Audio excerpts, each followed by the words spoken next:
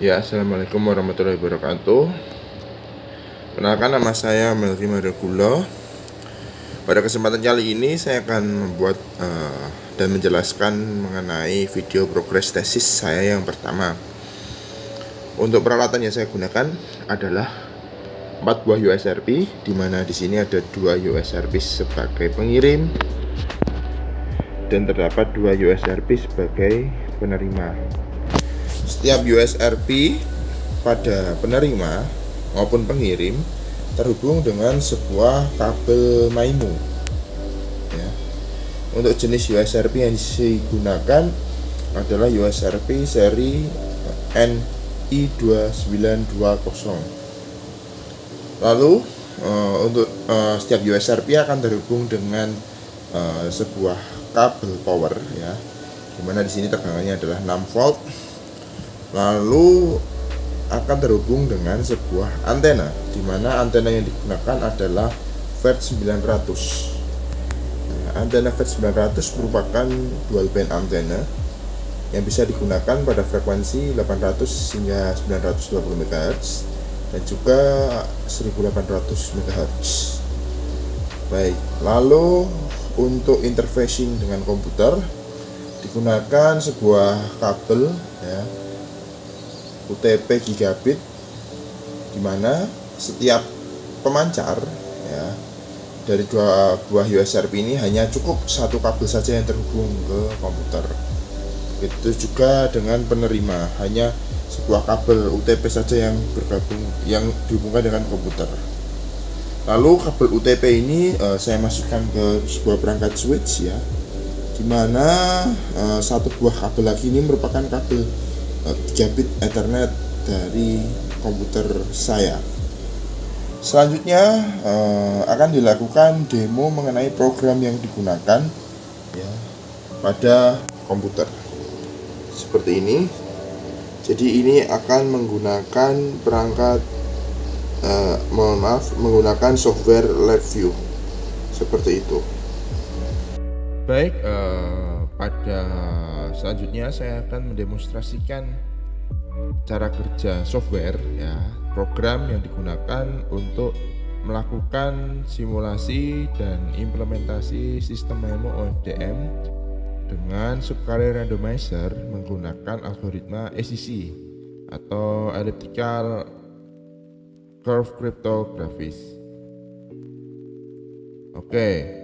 Setelah itu pertama-tama ya dilakukan setting parameter pada ECC terlebih dahulu. Jadi pada parameter yang digunakan di sini saya menggunakan ECC dengan panjang parameter sebesar 112 bit. Di mana parameter di sini ya, ini terdapat nilai A, B, kemudian P, GXGY ini adalah initial value gitu. Nah, ini kita bisa cek ya, apakah ini 112 bit ya rentangnya. Jadi kita bisa cek menggunakan command prompt, tekanlah Python math.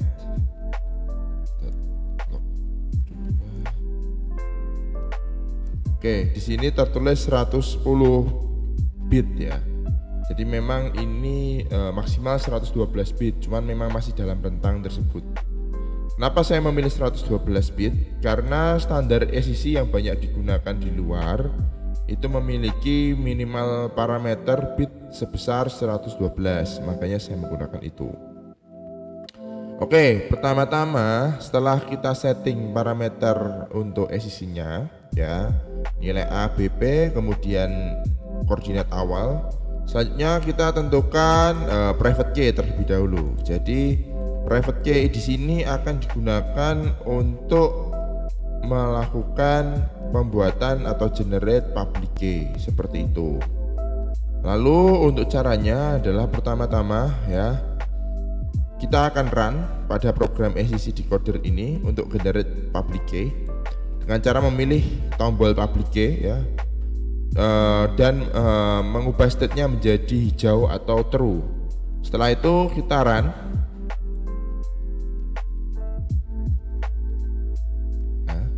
tunggu sebentar. Baik, untuk public key sudah ter-run ya. Lalu ini adalah public key yang didapatkan. Nah, public key itu sendiri memang kita simpan ya dengan nama pubkey.csv ya. Jadi kita arahkan di sini namanya adalah pubkey.csv ini ya. Kenapa kok saya pakai CSV? Karena ECC akan menghasilkan output berupa koordinat ya. Sehingga akan mudah pembacaannya jika menggunakan format CSV ya. Kemudian setelah public key sudah di save ya, public key ini juga akan otomatis menyimpan data ke cloud atau mengirim data ke cloud. Nah, protokol pengiriman data ini atau pertukaran key ini adalah SFTP ya. Jadi saya menggunakan FTP over SSH atau SFTP, di mana yang pertama ini adalah parameter yang saya gunakan. Ini adalah server SFTP saya. Kemudian ini adalah username dan ini adalah password dari server SFTP saya. Lalu untuk contoh file yang ada di server SFTP ya, ini kebetulan saya bukakan di server saya. Ketika saya klik ls, nah di sini ada filenya. Apabila kita lihat filenya pubkey.csv, nah ini akan memiliki nilai yang sama dengan public key yang ada di sini. Kita bisa lihat ya, ini nilainya sama. Seperti itu. Baik, karena key sudah dikirimkan di server SFTP, selanjutnya di bagian encoder ya, atau di bagian penerima ya, kita akan mengupdate public key ya. Kita pilih update public key, lalu kemudian kita run seperti itu. Oke, di sini sudah terupdate public key-nya ya, karena sudah langsung mendownload dari server SFTP ya. Dan di sini kebetulan saya juga sudah setting untuk path-nya ya. Path-nya di sini di enc pubkey.csv. Nah, ini sama dengan yang tadi, cuman bedanya adalah direktorinya. Kalau yang tadi ada di dec pubkey.csv seperti itu. Oke, karena kita sudah mendownload public key-nya, selanjutnya kita akan melakukan proses enkripsi. Nah, pada proses enkripsi ini kita bisa menggonta-ganti pesannya ya. Di sini pesannya sudah saya set, halo namaku Melky Mario gitu ya. Atau mungkin kita bisa ganti ya pesannya menjadi halo namaku Melky Gulo, misalnya seperti ini ya. Ya, seperti itu. Nah, karena kita akan menggunakan ECC ini nantinya akan digunakan sebagai acuan pada algoritma subkarya randomizer, maka kita akan memastikan bahwa pesan yang akan dikirimkan ini memiliki 24 karakter. Kenapa 24 karakter? Karena subkarya yang digunakan pada MIMO FDM adalah 96. Nah, untuk bisa mengacak 96 subkarya akan dibutuhkan 24 karakter. Karena 24 karakter apabila diubah menjadi bit ASCII, maka akan menghasilkan 192 bit. Nah, lalu dari 192 bit itu kemudian akan dikelompokkan menjadi 2 bit untuk selanjutnya dilakukan pertukaran subkarya. Seperti itu untuk prosesnya nanti. Nah, kita di sini akan mengecek apakah nama ini atau karakter ini sudah bernilai 24 karakter gitu. Kita coba kita menggunakan Python, mohon maaf. Ya. Kita cek. Oke, di sini sudah 24 karakter ya. Baik. Selanjutnya kita akan mengenkripsi ya, halo namaku Melky Gulo ini dengan cara memilih encrypt.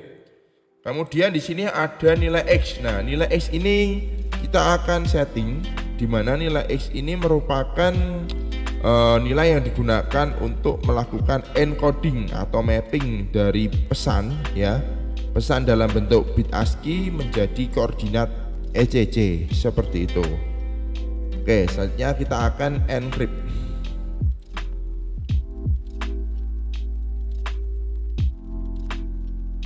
Oke, tunggu sebentar. karena proses enkripsi akan dilakukan untuk setiap karakter seperti itu.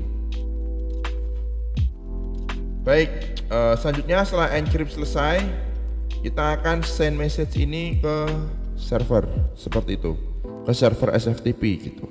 Kita run. Oke, baik, ini sudah terkirim ke server SFTP untuk message-nya. Di sini kita bisa lihat lagi ya.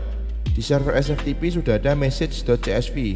Kalau kita buka, nah, get message.csv ini merupakan message yang kita kirimkan dari encoder ya, yang berfungsi sebagai encryptor seperti itu. Oke, baik, selanjutnya message ini akan saya update message ya. Saya run update message-nya.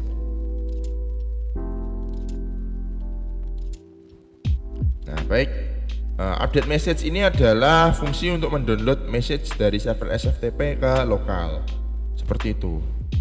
Nah, setelah update message berhasil dijalankan, saatnya kita akan melakukan decrypt. Nah, sebelumnya di sini message-nya adalah halo, namaku Melki Mario ya. Tadi kita ganti halo, namaku Melki Gulo dengan tanda seru 2 di belakang. Selanjutnya kita akan run. Oke. Nah, baik, seperti ini. Jadi sekarang pesannya sudah berhasil didekripsikan, di mana di sini menjadi halo, namaku Melki Gulo. Seperti itu. Baik, berarti di sini kita sudah berhasil melakukan proses enkripsi dan dekripsi dari algoritma ECC seperti itu. Selanjutnya ya, pada algoritma ini atau pada program ini juga dilakukan penyimpanan pesan ya, pesan terdekripsi maupun pesan enkripsi tadi ke dalam sebuah file .txt. Nah, file .txt ini nantinya akan digunakan sebagai inputan pada saat kita menjalankan MIMO FDM untuk mengacak maupun merekonstruksi subkarrier yang sudah diacak sebelumnya. Lalu pasangannya adalah file chipper.txt. Nah, file chipper.txt itu berisi number ini ya. Nah, number ini merupakan penjumlahan dari seluruh nilai chipper ya. Nilai chipper di sini itu untuk setiap karakter itu ada 4 ya. Dimana 4 ini terdiri dari ya 2 koordinat jika kita bagi. Jadi total semuanya ya ada 4 dikalikan 24 nilai seperti itu. Akhirnya untuk menyederhanakan kita tambahkan semuanya menjadi sebuah number dan akan kita gunakan nantinya number ini untuk melakukan subcarrier randomizer seperti itu.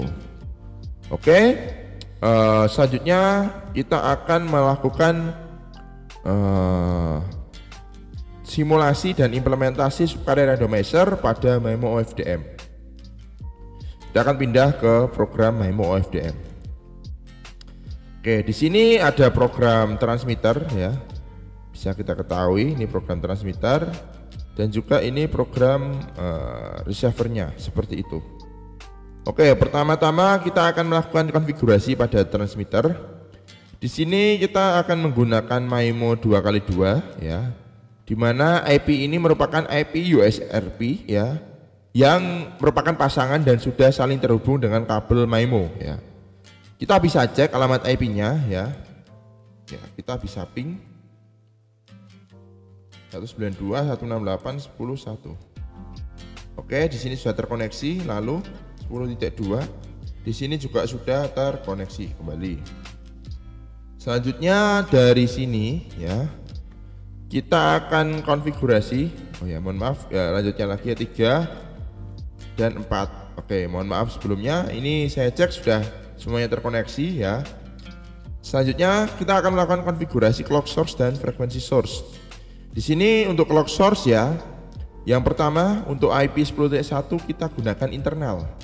Nah, yang kedua untuk IP 10.3 kita gunakan MIMO. Nah, kenapa kok kita gunakan model atau skenario seperti ini? Karena di sini 10.1 akan menggunakan internal clocknya dia, dan 10.3 akan mensinkronkan clocknya sendiri dengan clock dari si 10.1, sehingga ketika operasi berjalan 10.3 ini akan tersinkronisasi dengan clock yang ada di 10.1 seperti itu. Begitu juga dengan frekuensi source-nya.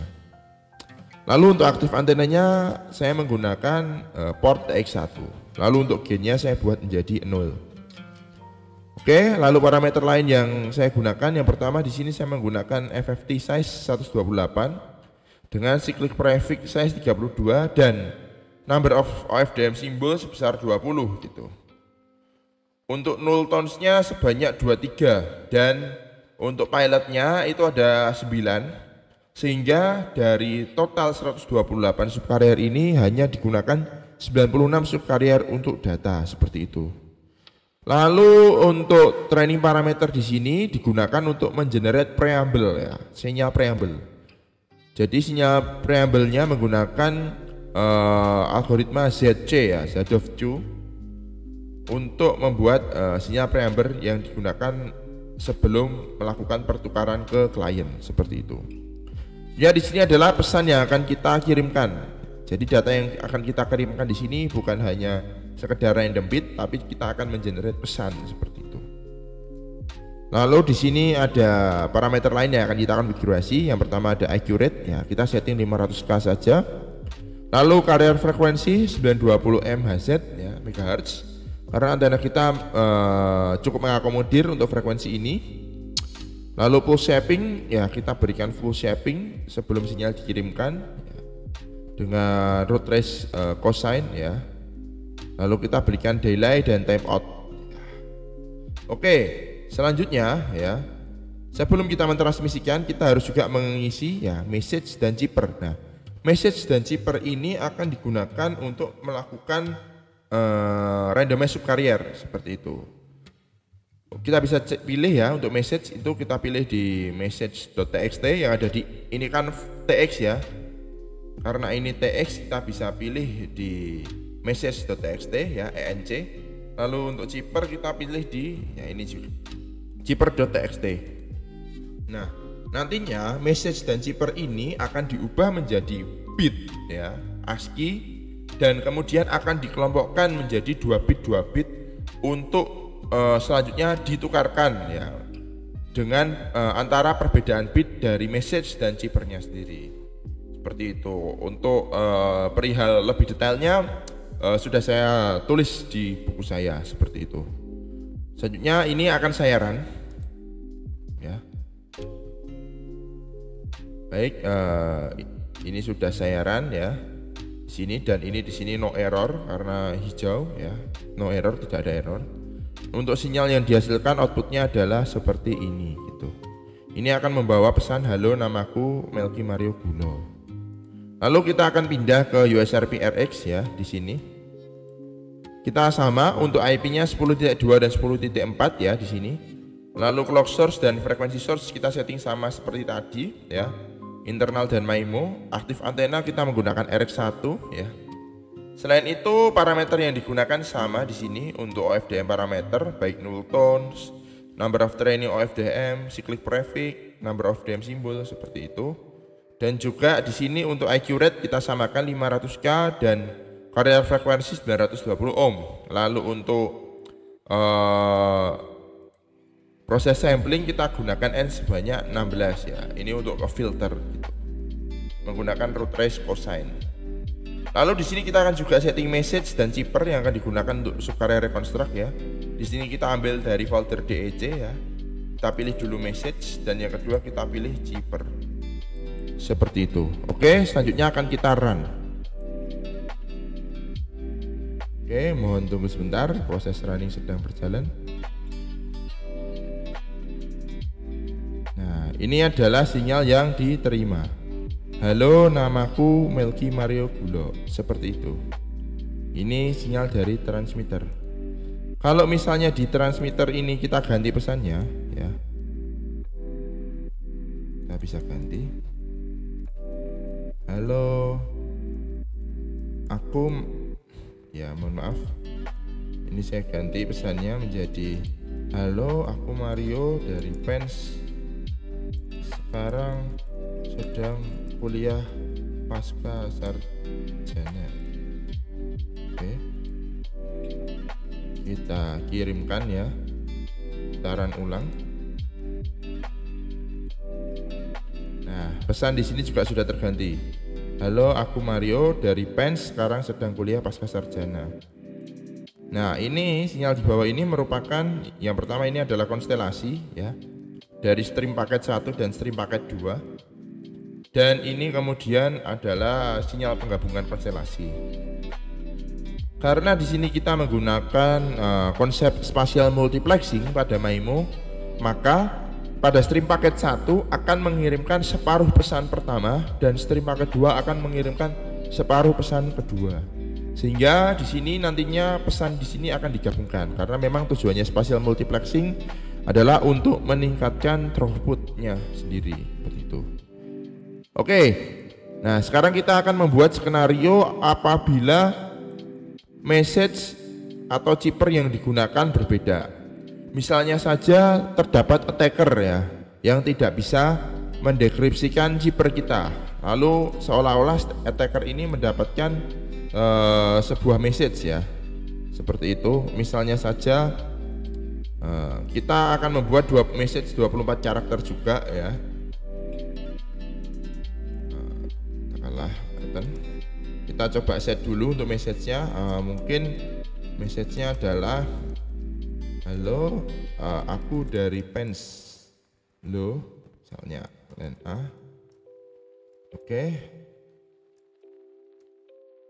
Oke, ini kita akan menggunakan message 24 karakter. Halo, aku dari PENS lo. Saya copy, lalu saya paste di sini. Oke, saya paste. Halo, aku dari PENS lo. Misalnya kita save ini ya.